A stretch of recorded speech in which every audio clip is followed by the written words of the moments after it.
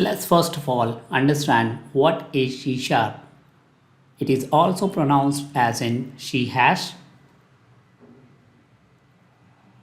It is an object-oriented programming language provided by Microsoft that runs on a .NET framework.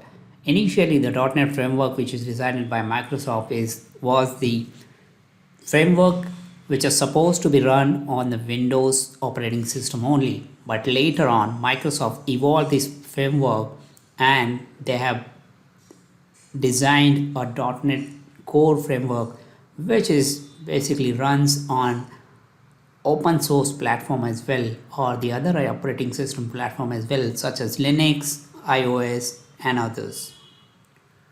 Now with the help of this programming language which is C sharp, we can develop different type of application which are secure and robust. The application could be Windows application, web application, distributed application. It could be a database application as well. You can also write mobile applications or gaming platform and all those things with the C sharp because it is a object oriented language.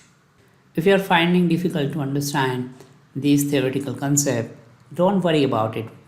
You will understand when we'll go into our practical demonstration and discuss the same.